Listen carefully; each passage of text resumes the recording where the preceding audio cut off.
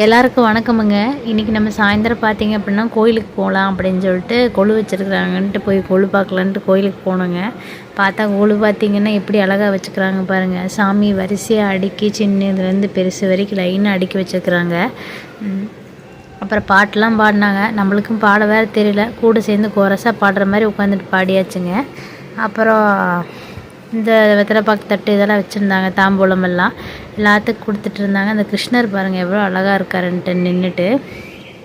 தாம்பூல by தனியாக இது தனியாக வந்தவங்களுக்கெல்லாம் கொடுக்குறதுக்கு வச்சுருந்தாங்க. அதில் நம்மளுக்கும் ஒன்று தருவீங்களான்னு பார்த்துட்டு இருந்தோம். அப்புறம் போகும்போது இந்தாங்கன்னு பிடிங்க அப்படின்ட்டு பிரசாதம் கூட எல்லாம் கொடுத்து விட்டாங்க, வாங்கிட்டு வந்தாச்சு. அப்புறம் பாருங்கள், நம்ம வரும்போது பார்த்திங்க அப்படின்னா பிள்ளைக்கு கம்மல் பார்க்கலான்னு பார்த்தனுங்க. தங்கம் விளையணுமோ விளையணுமோ அப்படியே கொடி கட்டி பறக்குது.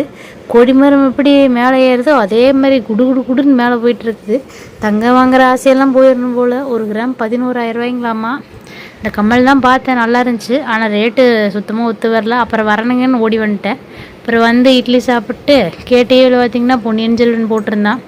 பொன்னியின் செல்வன் பார்த்து அப்புறம் சரின்ட்டு நம்ம படுக்கலான்னு நினைக்கும் போது எல்லாம் படுத்தாச்சு, ஆல்ட்டு பண்ணியாச்சு பிள்ளைங்க 2களும். அப்புறம் நாங்கள் சுட்டி டிவி தான் பார்க்கணும் அப்படின்ட்டு ஒரே அடமாச்சு. சரி அப்படின்னு நம்மளும் கொஞ்சம் நேரம் சுட்டி டிவியே பார்த்துட்டுங்க. அதுக்கப்புறம் அந்த ஸ்டார் மூவிஸில் அலாவுதீன் போட்டிருந்தான். நம்ம பழைய கால நினைவுகள்லாம் பார்த்துட்டு நானும் இது மாதிரிலாம் போகணுன்னு சின்ன வயசில் நிறையா ஆசைப்பட்ருக்கிறேன்.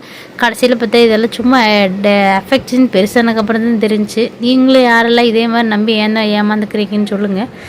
அப்புறம் பார்த்தீங்கன்னா நம்ம வீட்டில் ஜாதி முல்லை பூ பூத்துருந்துச்சுங்க. இது யாருக்கெல்லாம் ரொம்ப பிடிக்கும்னு சொல்லுங்கள். எனக்கு ரொம்ப ரொம்ப ஜாதி முல்லை பிடிக்குங்க. மற்றவங்க எல்லாம் எந்த பூ வச்சா தலைவலிக்கும் அப்படி இப்படிம்பாங்க. அப்படியெல்லாம் எனக்கு ஒன்றும் தெரியலைங்க. சரிங்க, நம்ம சேனல் பிடிச்சிருந்தா சப்ஸ்கிரைப் பண்ணுங்கள்.